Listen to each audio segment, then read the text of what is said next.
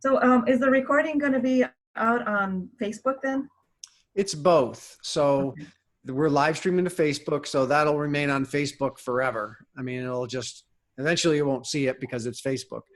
But we're live streaming, so you'll be able to share it after the fact. Anyone you shared that post, the live stream post with, can watch live.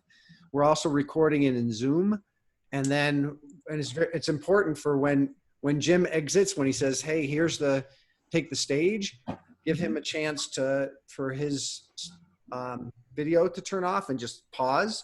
Okay. Because we like to be able to edit your talk and just give you the video of your talk. Perfect. Right. So that's wonderful. Thank you. That's very generous. Yeah. Definitely. Just pause for a second. It's going to seem like an eternity, right? It'll seem like an eternity. 1,000, 2, 1,000. And then do the same at the end. Wrap up, say thank you, and don't feel a need to keep talking while Jim clicks buttons and comes on. It'll only take him a couple of seconds, but it'll allow somebody to go in and chop the video. Okay. You want to give Sophia a jingle and see if she's... Oh, did I not? I thought you texted her, but Now she wrote back to me. All right. Okay. Let me go attend to her. Okay. I'm gonna turn my my camera off here. I was just going to text her myself, but you're ready.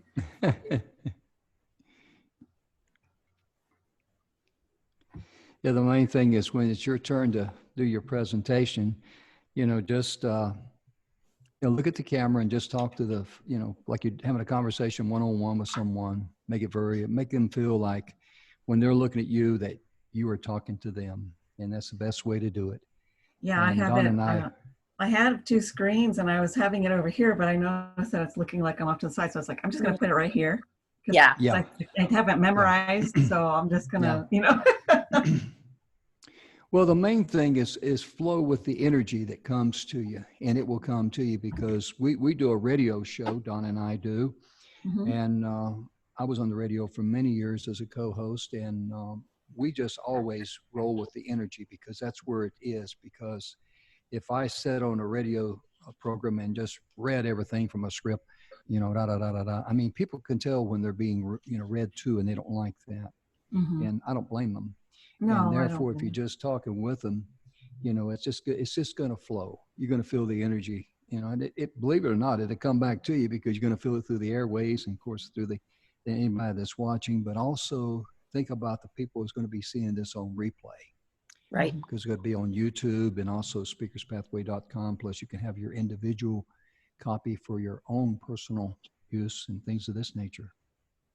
It's really a wonderful opportunity. I'm really blessed because I get to sit here and listen to all these wonderful people share their knowledge. And if I pay attention, keep making notes, I might learn something, You're going to learn a lot. Yes, definitely. Oh yeah, absolutely. It's really an honor and a privilege to be here. And most importantly, to be able to share information with others because we're all in a virtual world right now as far as communication. And got some good news from my sister. Hey, Sophia, how you doing? Hey guys. There she is. Hey, Sophia. Very, very quickly, a crash course. Can you turn your chat box on? I'm going to say hi, Sophia. Yeah, I mean, chat's always Okay. on, but good morning. Okay. I will use the chat box to communicate with you and say 3 minutes, 2 minutes, 1 minute, just like we do on the radio show. Ah, perfect. Give you a countdown, and that'd be your sign to, wind up your talk. And when you're speaking, your mic will be live, your camera will be on, you'll be in the spotlight here. And when you see me, stop my video first, and then mute my microphone like this. That will be your cue just remain quiet for 1 second and then start your talk, because then we will be able to, give you that. And see, I just changed myself to spotlight here. So we're going to be going live in about 3 minutes. So in about 1 minute, I'm going to go ahead and cut everyone's cameras off and mute your mics and get it kicked off. And then I will introduce you one at a time. I will cut on your video like Catherine is on right now, I will switch her to There you that way go. she's on the spotlight. And then I will go over then and stop my video and then mute my mic. And that will be Catherine's sign to just, start with her presentation. So, okay, about 2 minutes ago, let me go ahead and get everybody Am I shut supposed off to the click videos and the? mics. Yeah, I'm supposed to click that camera, whatever, when it signals me, Yeah, right? when your camera's off and I add it back, it asks you to cut your camera on, okay? Okay. So let me start Wait, I'm the video sorry. here. So you're going to you're going to turn our camera on for us? You're going to request turn your video on? Yes. Okay, got it. It'll be a request from me Yep, to you, yep. and you just click on it. So don't worry about the buttons. I'll take care of all the buttons. And if I can't goof it up, nobody can. Have fun, ladies. And to you, and did you hear about the pausing? After he goes on mute, you have to wait a couple of moments so that. Just a couple moments for you to, for me to, when you see me, my video will be off. And then when I mute my mic. Wait a couple seconds and then go. Yeah. Yes. Mm-hmm. And then that way you're good to go. So let me cut everybody's video off and mute everybody and we'll go forward. We'll see you in a few. Thank you.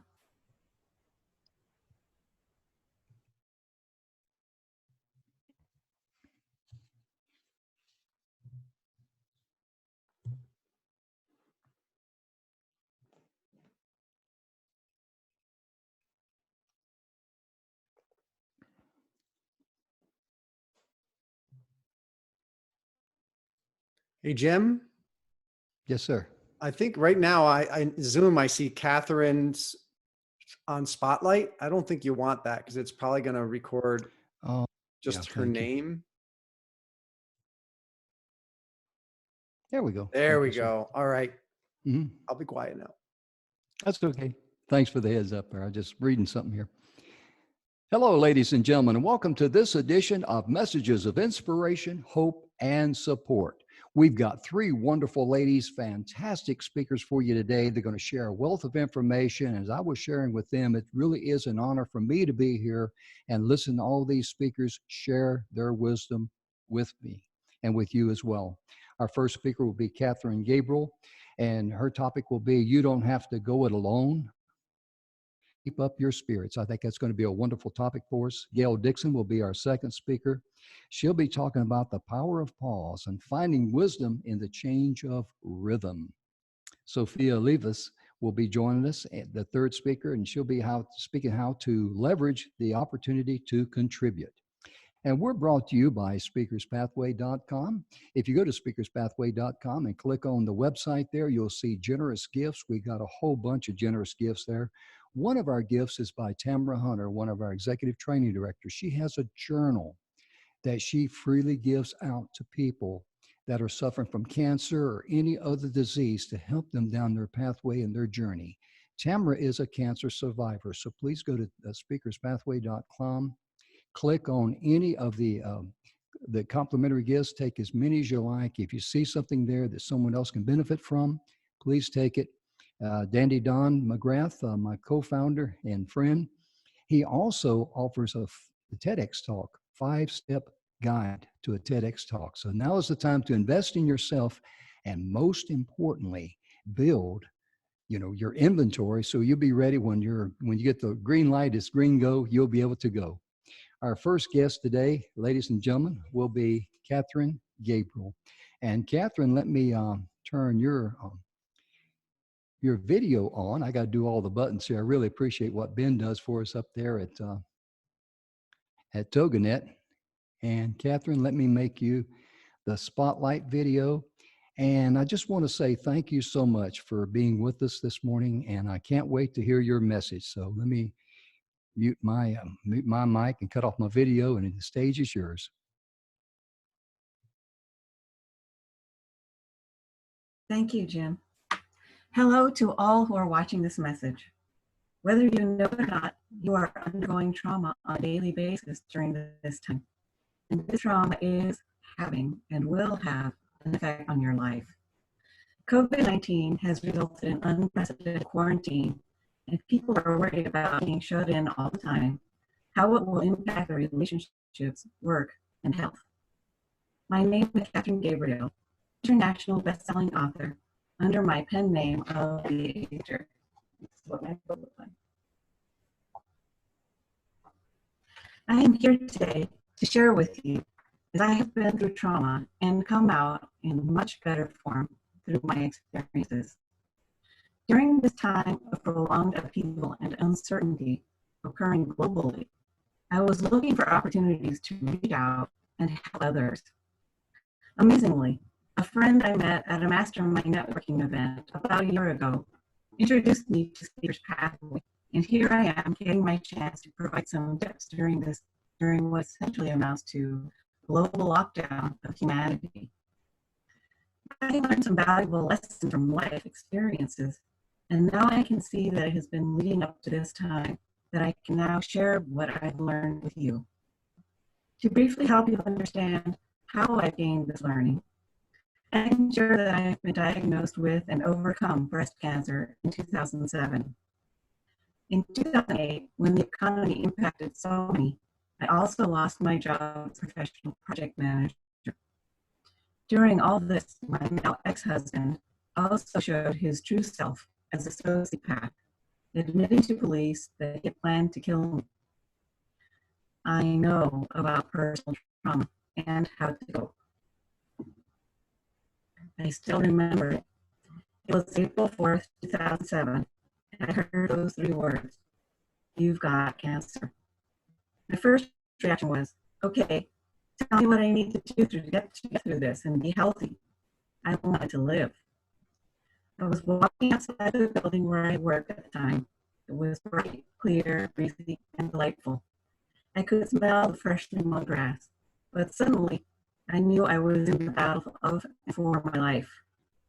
I learned quickly the next steps and decisively that I wanted to avoid chemo and radiation. I underwent surgery and took naturopathic treatment. Here I am today, ready to share some of my lessons.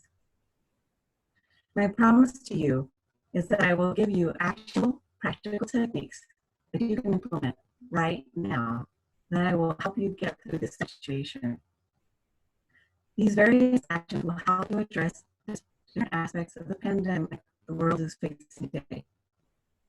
Now I'll give you 7 valuable techniques to help you cope and maintain your well-being during these uncertain times for literally everyone. For your body, strength, calming, and centering yourself, I suggest yoga as exercise. This form of exercise has been recommended to me by multiple doctors as I was receiving treatment for cancer and beyond. I have been practicing yoga since 2013 and feel that it has benefited me both physically and helps to use breathing better to calm me. Until you can get back to an in-person class, there are online classes, and the TV service I use is Amazon Fire. Right now, there are yoga classes available as part of the Prime membership. I tried them out and found them to be helpful, as I was feeling out of sorts, not being able to get to class for a few weeks. Mission accomplished. I felt better once I did it, and I didn't even have to get my official yoga gear on or even brush my hair. Your mind, reading good books or watching quality online videos on self-development, states of interest that will help you to cope or learn new skills would all be excellent ways to use your time and mind. I have been focusing on 2 books. One of the books I started reading some months ago is the Bible, because that's my faith, and for me, it is really on point for the situation. The other is The Impacts of Survival Guide by Judith Orloff, which is helping me understand what it means to be an empath and strategies on how to cope with being able to actually experience other people's emotions and energies in your own body and spirit. For your emotions, I highly suggest journaling. Write out what you did and how you felt each day. I know journaling may feel like talking to yourself, or maybe you're worried someone might read it someday, but who knows? You may find it particularly useful later if you want to write a book. Journaling can be done with a particular focus as well. such as, what am I grateful for today? This will help you keep looking up into what is good in your life. There is usually a silver lining, even in the darkest of clouds. Socially, things have been turned upside down and inside out, especially for my friends who are used to being out on the go with large crowds of people. In this case, I would suggest that you set up times to either talk on the phone or via Skype or Zoom with friends, family, or perhaps affiliates for networking or what have you. In fact, this is where I got the idea for this message. My niece had reached out to her grandma, my mom, and I happened to be at my brother's home at the time. His mom lived with my brother. My niece had asked for tips for when you are doing everything at home, including work. How to separate the space so you don't feel like you're at work all the time. I mentioned some of the same tips I just provided to you. More on the workspace later. Another social outlet that I've heard of is this. I know of a group that is meeting over dinner, each from their own places on Friday evenings as a social outlet. I think this is brilliant. I did not get a chance to attend this Friday, but I hope to do so in the near future, as I am looking forward to seeing people I know and meeting new people also. I think there is no agenda, and it is a meeting of folks, in this case, who are all authors, or work with authors, and we can share how things are going and have a bit of fun. For dealing with working in the same place as I mentioned earlier, as you do everything else, you're doing everything in the same place. Depending on the space and equipment you have to work with, here's the way I separate work from home. I have a work laptop, and once I am done for the day, I shut it down and actually close it. This is a cue to myself to stop thinking about work.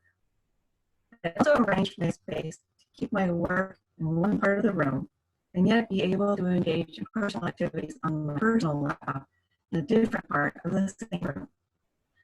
I know about that aspect as I have been working about 80% of the time from home for several months now, and I've experienced the feeling of isolation and wanting to keep work separate from personal interests.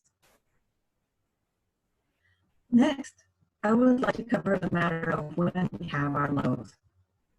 We will all have good days and also times when we feel low, lonely, anxious, worried, or afraid. First of all, remember, you are human. There will be those times. Be compassionate with yourself and avoid letting this low linger.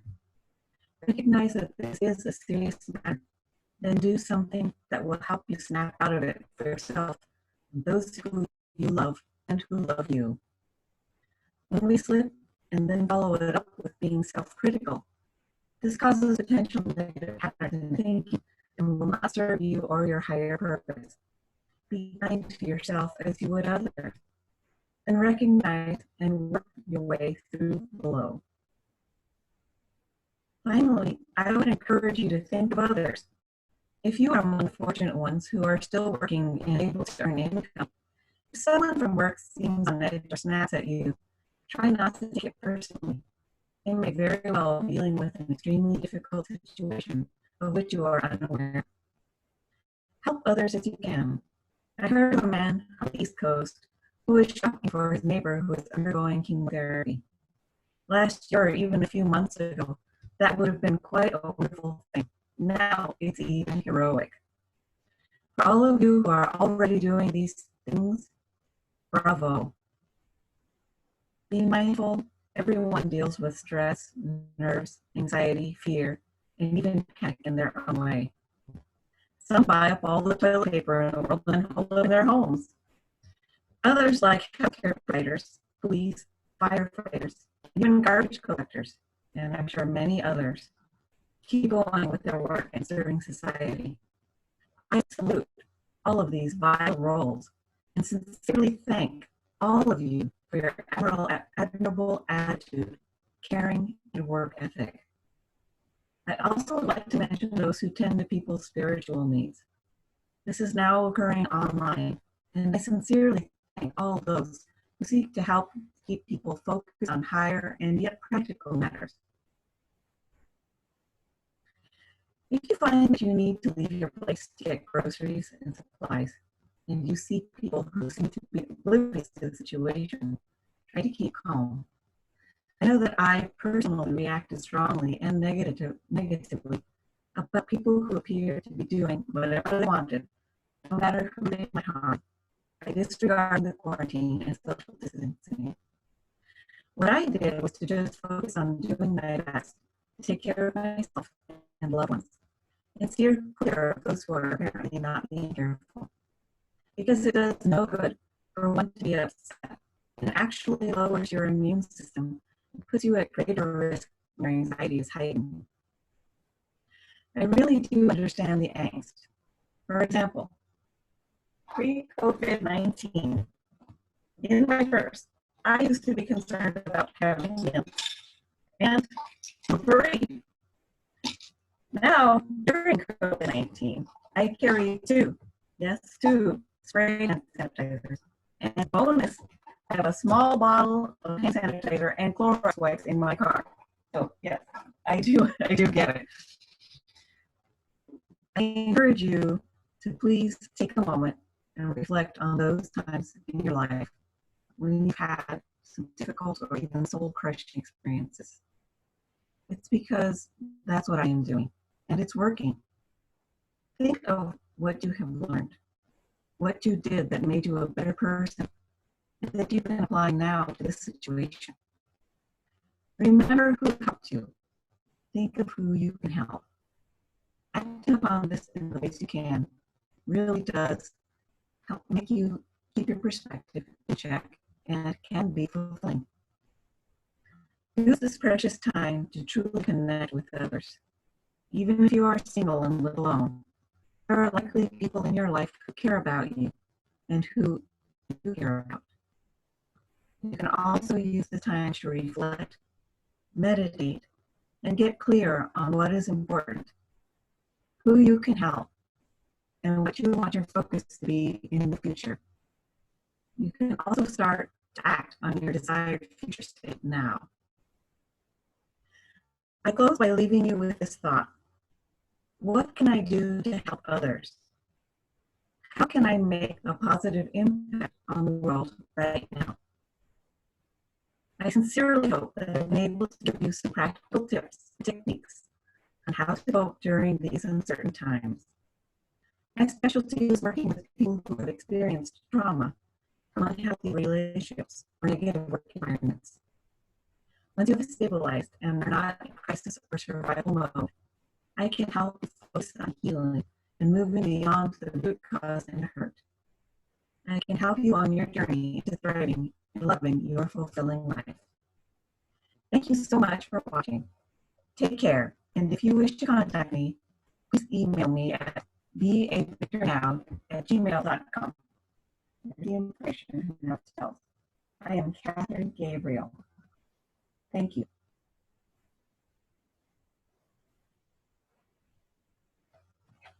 Wow, thank you so much for that very inspiring story. And I'd just like to say, ladies and gentlemen, that if since we're streaming live, sometimes the audio will drag a little bit, but no problem whatsoever, because we're also recording this and the audio comes out very beautiful. And you can pick up the audios and the video, of course, on speakerspathway.com. We're going to have them there individually as well as the shows. And you can also, if you're in a hurry and can't wait on us, because it might be the end of the week before we get them up there, you can go to YouTube channel, go to Speakers Pathway Coalition, our YouTube channel. You'll see our little microphone there, and click on that. We will have the shows there and the individual speakers presentation there that you can download. So please subscribe to the channel. Most importantly, please share this information with others, because you know some people out there that can really relate to what Catherine has shared with us today. My goodness, because you've it takes a lot, because one of the things that really impressed me about you, Catherine, as you were sharing your message, is that by blessing others, you too will be blessed. And I know that was your motivation for coming forward. And I just want to thank you so much for being with us today. And it's really special to have a lady like you with us, and most importantly, how you can touch hearts. And so many people out there need to hear your message. Thank you, Catherine. Have a wonderful day. You too. And let me cut your video off and stay around and enjoy the rest of the show. And just so happy to have her with us today. And I got to do some techie work here behind the scene, but make myself here the spotlight just for a moment. I just want to say again, please go to Speakers Pathway Coalition at YouTube. You can see the individual speakers presentation there. You can see the entire show there. The audio will be fantastic. We're also going to have them posted on speakerspathway.com, as I mentioned before. Please go there and click on the complimentary gifts and don't go away hungry. Also, too, I'd like to mention very quickly some good friends of ours out in Phoenix, Arizona. They're known as Network Together. They have a calendar called NT Events. That's NT for Network Together, events with an S.net. They're putting on virtual stages, and their secret sauce is how they bring communities together, business people from all walks of life, entrepreneurs, how to promote one another and things of this nature. I encourage you to get familiar with them, visit some of their virtual stages out there, and who knows, whether you're in Anchorage, Alaska, or Tupelo, Mississippi, you might go, hey, I'd like to get something going like my hometown, getting people organized. And so if you're interested in that, please visit with them. Our next guest today is going to be Gail Dixon. And Gail, let me cut your microphone on and your video camera. Like I say, I really appreciate what Ben does for us up there at the radio station, because he really does help us do all the techie stuff behind the scenes. And Gail, I know you're going to be talking to us today about the power of the pause and finding wisdom in the change of rhythm. And I know a lot of people are looking forward to hearing that. I am too. So the stage is yours.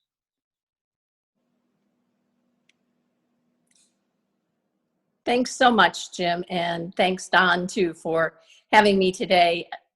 I'm really thrilled to be able to talk about the power of the pause in this particular time and space that we're sharing as a world, because many of us are having a pause that is imposed on us from external circumstances rather than a pause that we take of our own volition. Even so, we can take the things that are powerful about the pause, about the change in rhythm, the resting place, the transition space, and turn them to our advantage and use them to fulfill our purpose in the world and reach out to others. So I want to share a little bit about when my personal pause came to me. It was an external kind of event. I was speaking at a conference. I made my living by speaking and teaching and being a spokesperson for my organization. And I suddenly could not get enough air to speak. I couldn't get my breath. I couldn't get the words out. And there I was, someone who had much to say and no way to say it. I spent about 2.5 years living my life at the end of an oxygen hose. It changed every bit of every rhythm in my life, from how many tasks I could do at once without stopping to rest, from how much breath I had, using my breath in the right way to have the conversations I wanted to have, and from understanding the kind of pace and rhythm I had maintained in my own life. I am incredibly blessed that that period of time in my life is past, but I want to share with you the lessons I learned about the advantages and the power of the pause. The first is that the pause gives us a chance to rest. And one of the things that we know is that rest is a sacred obligation. Rest is the thing that allows us to continue to survive without burning ourselves out. And those of you who are familiar with the first chapter of Genesis in the Bible know that even the Creator took time to rest after the initial work of creation was done. And if it's good enough for the Creator, it's good enough for me. Rest is the place where I can refill, refuel, and restore.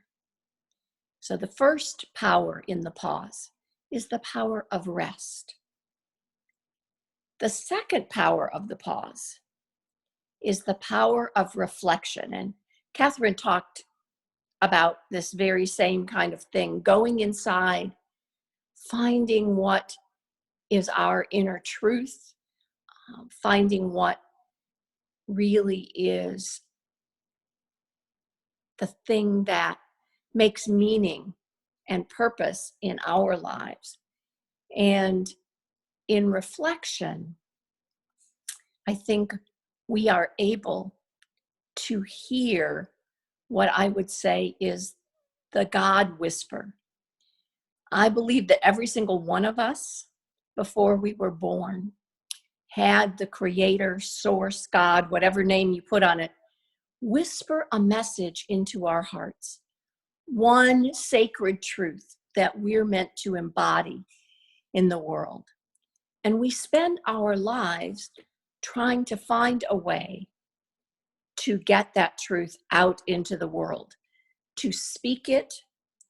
Some of us do it through our work. Some of us do it through our relationships, through nurturing children, through our creative pursuits. But every single one of us has that God whisper inside. Now, when we're in the pace of the busy, hurried, workaday world, sometimes we don't have the space to listen to that God whisper. We lose it, we can't hear it, it gets drowned out sometimes by the other noises in the world. The noise of speed and obligation, the noise of greed, sometimes the noises of fear or anger or hatred.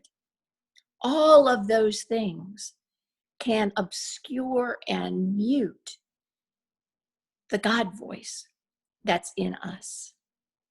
When we pause, we make space for the God voice to rise up, to hit our ears, and to fill our hearts. We hear the one piece of the great divine truth that we're meant to embody in the world and that we bring out into the world. When we all are able to speak that divine truth, that's when we will have that unified humanity. So being able to reflect, to go deeply, and to listen is a really important part of the power of the pause. We also can refocus. Once we hear that deeper voice, that God whisper, we may find out that we have been aiming, moving, running in a direction that's not necessarily consistent and aligned with what that God whisper is. And so the power of the pause gives us a chance to adjust our sights, to move our viewpoint to the right point on the horizon. Some would call it being able to see the North Star. But when we can refocus, move our view into that one shining truth and take away the things that are distracting us from that vision, that's a really important part of what we can do when we pause. And finally, one of the things we can do with the pause is to reset the rhythm. If you're a musician, you know that sometimes when the time signature in music changes. There is a pause, an actual rest put into the score to allow the musicians, those who are putting their instruments down to do that, those who are picking their instruments up to do that, and to change the pace at which the sound is generated. So we can reset our personal rhythms from a place of pause. It's sometimes different or difficult to adjust rhythm when we are in motion. Anybody who has run and been running a race and runs past the finish line before their bodies can slow down knows that sometimes we need to be able to have a rest and a pause to reset the rhythm. For me, resetting the rhythm is also about knowing when I need to pause again. I learn the pace that I can maintain. I learn the rhythm of my days, the rhythm of how much I offer of myself. I learn the rhythm of giving and receiving. My friend and mentor, Burge Smith Lyons, talks about giving and receiving being the same energy. And so in the pause, I can give myself the opportunity, if I've been giving, to receive and be in that energy. If I have been receiving, the pause allows me to move forward into the giving posture. So resetting the rhythm. And again, we are in an incredible time in our shared rhythm as a society, as a world. We have some people who are having to keep up a frantic pace as they race ahead of the virus. They race ahead of the supply chain of personal protective equipment and serving patients and all of that. Those folks are going at a breakneck speed to contain the virus. Others of us, as we sit in our homes and our movements are restricted and our jobs are put on hold and all of that, our rhythm has changed from moving fast to moving slower. And sometimes we notice what are the things that we've not seen as we've been moving quickly. I liken this to this sense of this, thinking about if you've ever ridden a train, you know, when the train is parked at the station and you look out the window of the train, you can very clearly see the landscape outside.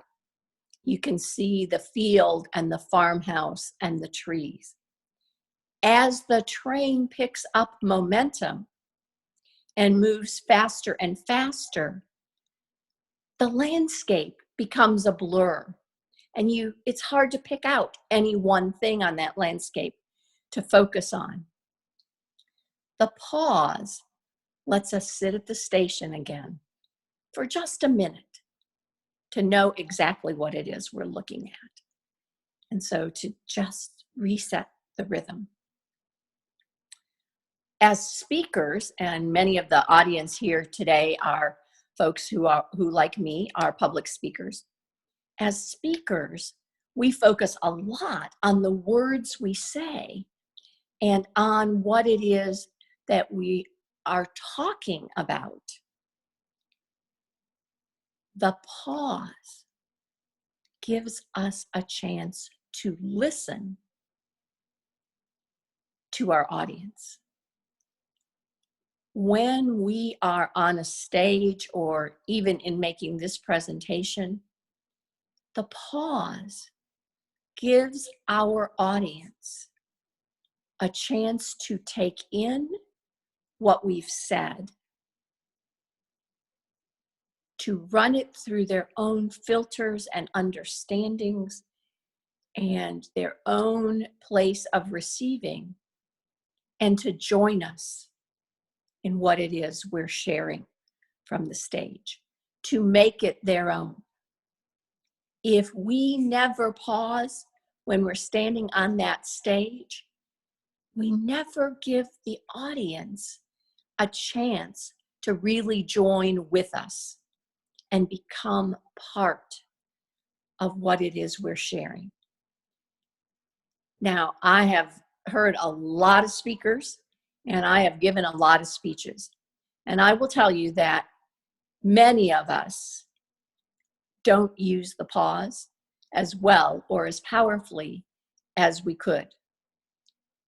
So I'm urging all of you to think about how you can deliberately use a pause to pull someone in, to engage them, to let their heart join with yours in the truth you're telling through your speech. When we use the pause, we also use the connection that the pause affords us. So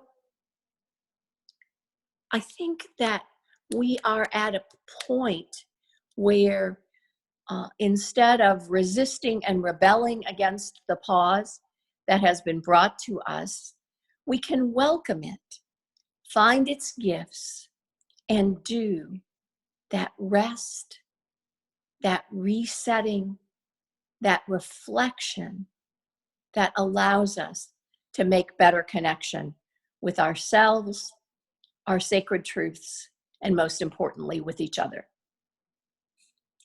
So that's my wisdom of the power of the pause. And I'm Gail Dixon. You can find me at masterfulmessaging.com or email me at gail@masterfulmessaging.com. I'd be happy to share with you both the power of the pause and the power of the message that contains that sacred pause. Thanks.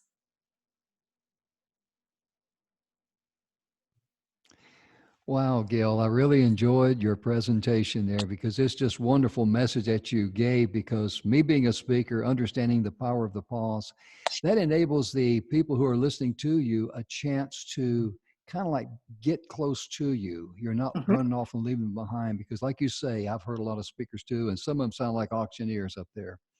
Exactly. And speaking is just like living your life. It's not what you want to say, it's what the people want to hear. And when you live your life, it's not what you want to share with people, but what are their needs? How can you use your blessings in life to help them with their needs? And that's where the focus should always be, is on the other person. Exactly. And I just want to thank you today for sharing your information with us. And again, would you be kind enough to repeat your website and your email address, please? Sure. My website is masterfulmessaging.com, and my email is Gail, Gail, @masterfulmessaging.com. Thank you so very much. And again, I want to thank you again for just being with us and sharing your message. And of course, folks, you can be able to catch her on the YouTube video at Speakers Pathway Coalition or at speakerspathway.com.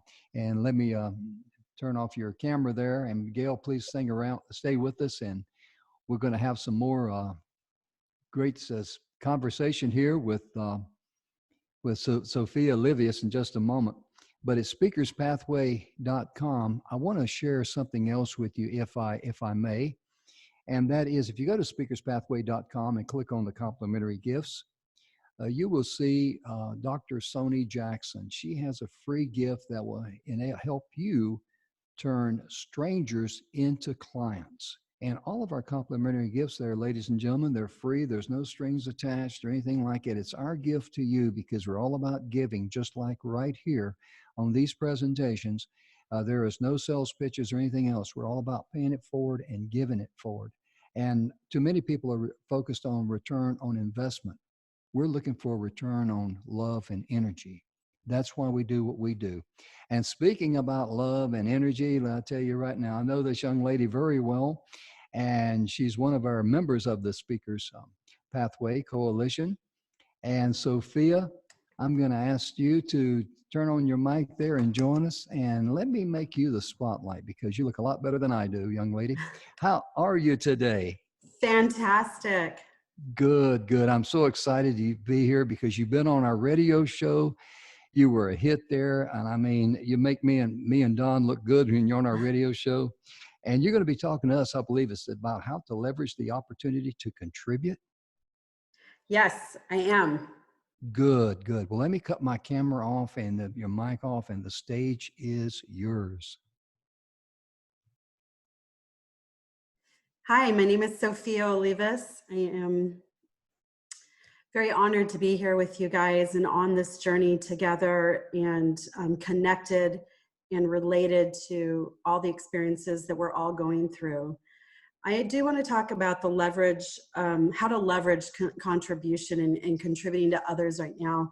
And I do just want to take a moment and just to say that the biggest part of what I'm going to speak about is to focus on how you are with yourself and being gentle and kind and patient and loving with yourself, because how you start that with yourself is how you're going to be with others. So let's start about defining like what hope means. So this Speaker's Pathway event that we're on is about hope and inspiration. And sometimes we can, think that hope is, and it can be an action, it can be a verb. I mean, it can be a noun. There's some people that say, I hope that the Cardinals win. And that's a version of hope that doesn't really have any power to it. So hope is defined as a feeling of expectation and a desire for a certain thing to happen. It's also a feeling of trust. But hope is also what moves mountains. It's what pushes things through. And I want to speak to you a little bit about a story about how, to make that a little bit more concrete for you. Let's first also define inspiration. Let's talk about it how, just so that we're all in the same commonality and we can kind of just for this conversation, have the same definitions. So inspiration is a process of being stimulated mentally to do or feel something, especially like to do something creative or brilliant, or like, you have this flash of inspiration, a timely idea. So I want to talk to you about when I met the Dalai Lama in 2011. I have a profound life that I get to backpack all over the world. And sometimes I'm one of the first American women, and I solo backpack. And so sometimes I'm the first American woman that people have seen in these villages that I go to. And while backpacking through India, I was in McLeod Ganges, and just for some of us Americans, I'm gonna give you some geography. So if this is the Himalayas, on this side is Tibet, and on this side would be McLeod Ganges. It's at the base of the Himalayas, and it is where the Dalai Lama is in exile. And it's also where, when the Tibetans flee China, when they flee Tibet, they traverse over the Himalayas and they're received in McLeod Ganges. And I was there looking for the Dalai Lama's monastery. And this village is very small. It's and it's also on the mountain, so there's not very many streets to it.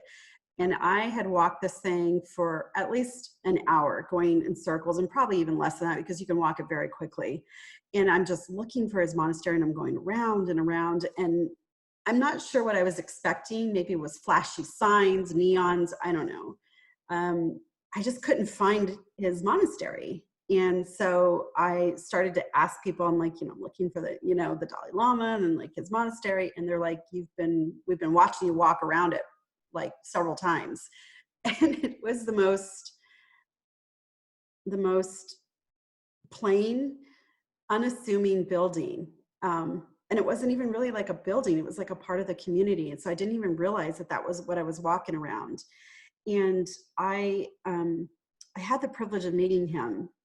He actually happened to be there while I was there, and which is very rare in itself, because he's all over the world doing phenomenal things.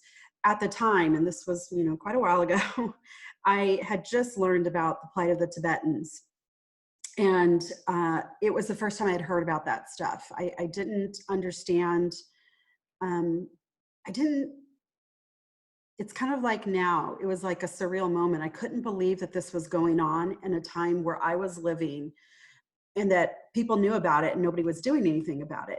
And then I couldn't believe the Dalai Lama knew about what was happening to his people. Like, surely he didn't know what was happening to his people, or he would do something. Or he would tell people and they would do something. And so I was demanding an audience with the Dalai Lama. Not a proud moment in my life. And here comes the Dalai Lama. He's walking towards me. And it was my first moment of being able to substantiate that I don't know, that phrase that people say, like, oh, I can see your aura. You know, that was a wonderful thing. When I heard people say it, I didn't doubt that they had it.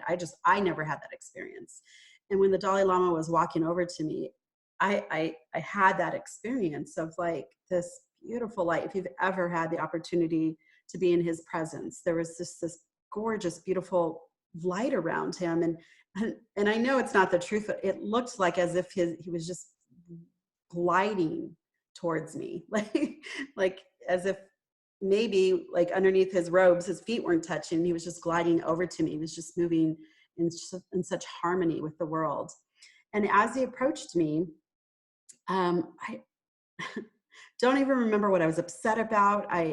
Just his energy, whatever it was, I just got everything. I don't even remember what he said to me. And I think he bowed. He might've touched his head with mine or his hand to my head. I can't remember. But I remember him telling me to go to the receiving camps. And that was all I heard, was like receiving camps. And so as I mentioned, when the Tibetans flee China, when they flee Tibet, they are received. And there's these camps, the rudimentary camps at the time. I don't know what they're like now. This was almost 10 years ago. They would be received into these medical camps and these tents, and there were no hospitals. There was, these people would traverse over, and it's not like they have an REI to outfit them. They would show up in sandals or whatever they had, and it was just certainly not outfitted for the Himalayas. And it would take days, weeks. Sometimes it took a month for them to make that journey, and they would show up with gangrene, with various ailments that come from that type of journey. And when I stepped into the receiving camps, like, I'm not a first responder for a very obvious reason. I can't be with that stuff. That's not the place for me to be.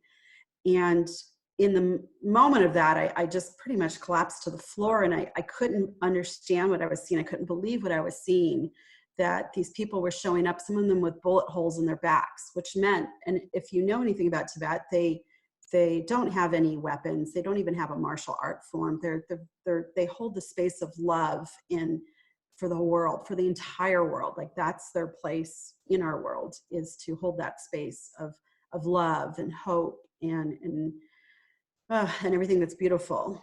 And so I'm falling to the ground, and I'm just absolutely in hysterics at this moment. And they don't need that. They're already going through their trauma. The last thing they need to do is deal with this sobbing American woman. So I removed myself from the camp, and I'm just like, what can I do? Like, I can't go back in there, and I want to be a contribution. I want to help. Like, what can I do? And the only thing I had was, I had my phone, my camera on my phone. And there was a monk that was walking towards me who happened to be from the Dalai Lama's monastery, the Kitty Monastery in Tibet. And, he was witnessing the genocide of his people, and he was walking towards me, and he had just himself traversed over this journey. And I turned on my camera, and I looked at him, and I said, tell me what hope means to you. And this beautiful, amazing soul, who was watching at the time, it was the start of immolations in Tibet, which is where these monasteries were being isolated and not allowed to have anything brought in and not allowed to have anything left. So they were being starved, and there were some of them that hadn't had food for 385 days. And they were doing what's called self-immolation, which is where a monk would pour himself, like with gasoline, some type of fluid, and run out of the monastery and light himself on fire, because that was the only way to hopefully get a camera some type of news, some hoping that somebody with a camera could film it and get it out to the world.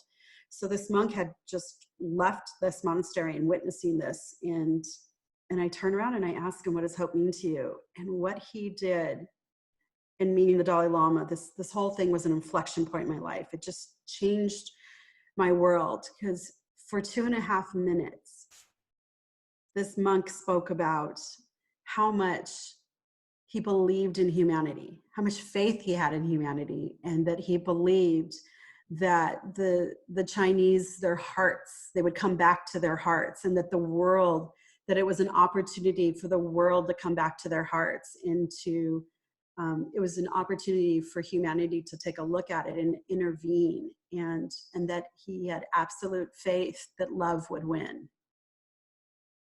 I'm sharing that with you because I want you to know that in any moment, there's an opportunity to contribute.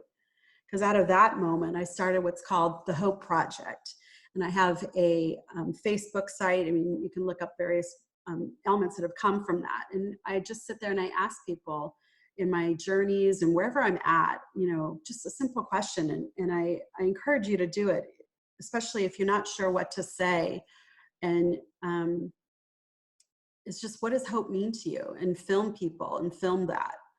And post that, because it's important. And what you start to see is that regardless of our religion, our ethnicity, our social status, our financial status, where we live, we all have similar hopes. And there's always a way to contribute. You just got to look for it, and look for the helpers, you know, and look around for the collateral beauty. And every moment, regardless of what there is, there's this collateral beauty in what's going on around us.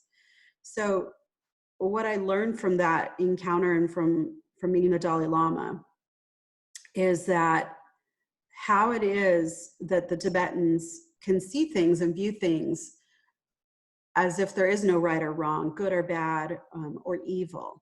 Because in their minds, all there ever is an opportunity for humanity to evolve. That's all it ever is, whether the event be it nature made or man made, all it ever is an opportunity for people to evolve. So there was a commencement speech that was delivered by Admiral William McRaven. It was done in 2014. And it was, I believe it's entitled, "If you want to change the world, start by making your bed."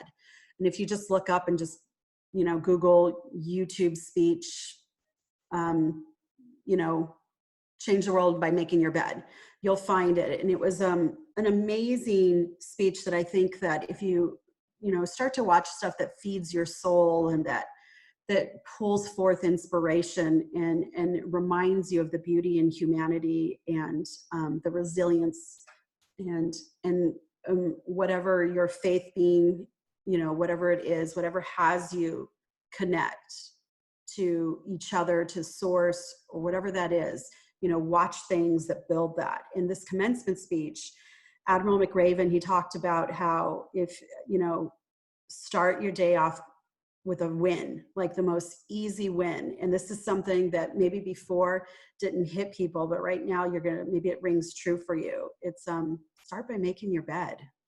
That's the first win you can do. You know, and for some of us, it's even just getting out of bed, and be kind and gentle with yourself. But it's a really great commencement speech, and I highly recommend it. And I recommend doing daily habits to kind of start off your day. So if you want to get in the space of how to leverage contribution, start first with some daily habits. So I'm going to share a few that I do with you. So if it holds true for you, please feel free to institute them and share them. You know, work with a schedule as much as you can. If you are a scheduler, if you're not, it's a good idea to try it for once. If you've never been a scheduler, it's important to develop routines for uplifting, for whatever your goal for that day is, and whether it's your goal to be that support for someone. So start with making sure that there's some type of self-care every day, something that you're doing that when you take care of yourself, you take care, and that's how you contribute to the world. You take care of all of us by taking care of yourself. So in the morning, I start my day off with my 3 gratitudes. And there's 3 different ways you can go about that. You can be grateful for something that you already have. You can be grateful for something that you want. And for the bonus round, you can be grateful for something as if it already happened. So for instance, if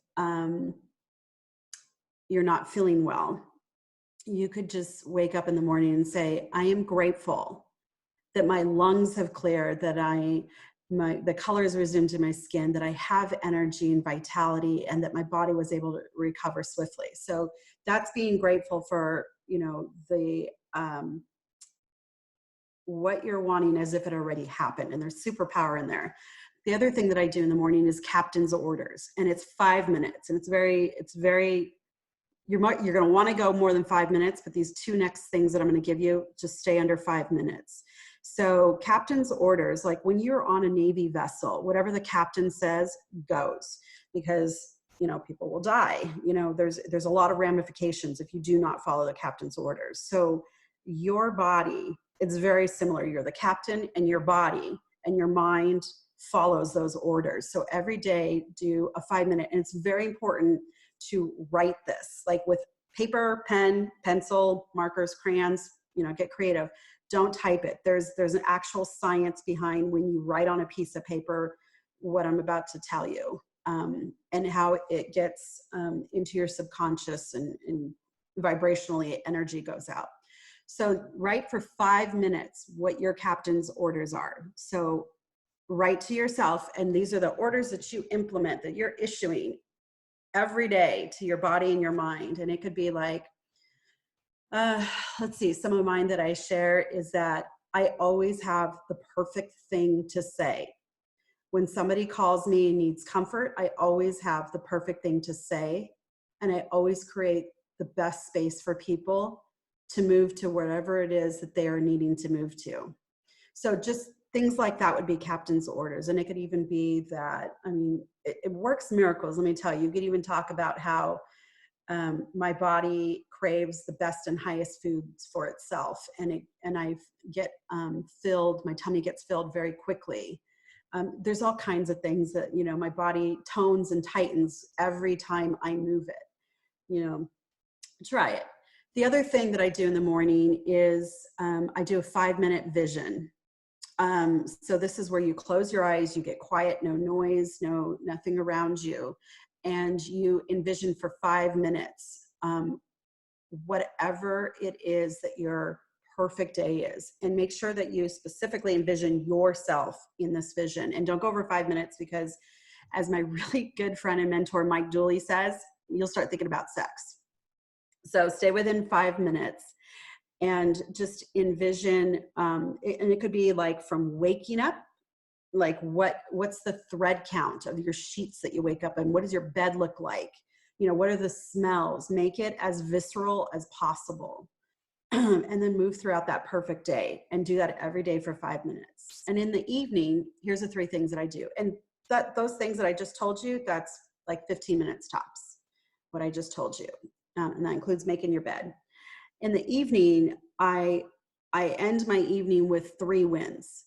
So I have to document 3 wins. And sometimes I have to run around if I can't figure out a win that I have.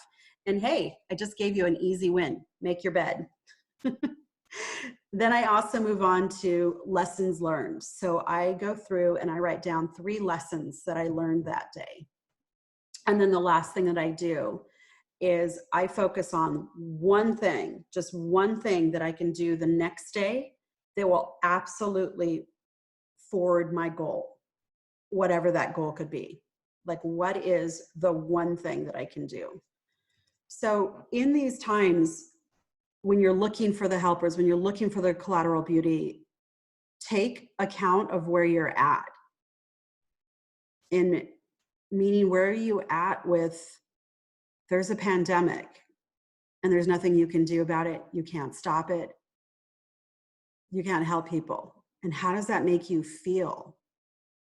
talk about feelings, you know, both with yourself and with your loved ones, and get people and yourself and you know, find somebody online, but express and feel and look at what you're feeling and talk about that, and look for what it is that you are known for. Like if you go to your friends and your friends say, I can count on you for this, and that's your area to contribute, you figure out a way to produce that, to put it out electronically online,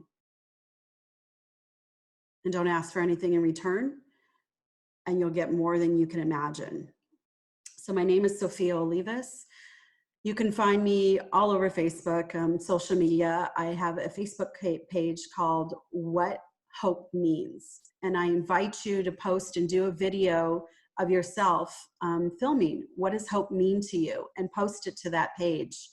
It's What Hope Means. Thank you so much. I really enjoy your story. I never get tired of hearing about meeting the Dalai Lama and everything that happens there. It's got to be very, I could see where that's very emotional and definitely made an impression on you. Mm-hmm. And you were talking about one of the things that about coming from the heart and all that. And guess who popped in my mind when you said that was one of our executive training directors, Mr. Bill Heinrich. Oh, He yeah. is he's real big about having clarity in your mind. What is it that you should do? Be focused on the heart, the love. Everything you do is follow the energy with love, and get out of the physical, because the physical, where all your worries and all your shortages are and everything that consumes you. And of course, I know you know Bill, and he's just fantastic like it. He has a free gift for us too at speakerspathway.com.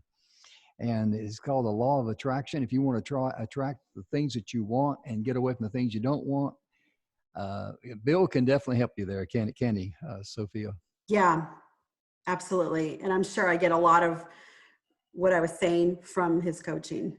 Oh, yes, absolutely. Me and Don, we use him as our coach too, because sometimes everyone needs clarity in their minds. Mm-hmm. And I want to thank you for being with us today and sharing that motivational and inspirational story again.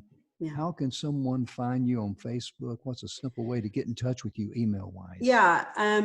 My personal page is the Sophia Olivas, like THE, like the one and only Sophia Olivas. Or I really just encourage you to go to, just look up What Hope Means and find that Facebook page. And I'm constantly posting all the beautiful helpers and things that are going right now. Okay, well, thank you so much for that. And let me cut your camera off there and finish up the show here. And ladies and gentlemen, we want to thank you for being with us today. And all three of the speakers, their individual presentations will be available at YouTube, Speakers Pathway Coalition. We will also have them on our speakerspathway.com website page. And tomorrow, be sure and tune in, because we'll have Sherry Wynn. She is a two-time Olympian. She was in 84 and 88 Summer Olympics with the handball team for America. She's also she's a National Basketball Coach of the Year. We'll have Stephanie DeWayne with us. Stephanie is a certified clinical hypnotist. And we'll have Gloria Rand with us, and she's a transformational coach. We'll have a lot of good information, a lot of powerful speakers tomorrow. And we're just so glad that you're here. And please take advantage of these wonderful speakers, these lovely ladies we've had today. Be sure and subscribe to the Speakers Pathway Coalition YouTube channel. Be sure and share any video there with someone else that you know you could be a blessing to. I'm Jim Grant. Thank you so much for tuning in. We'll see you tomorrow. Bye-bye.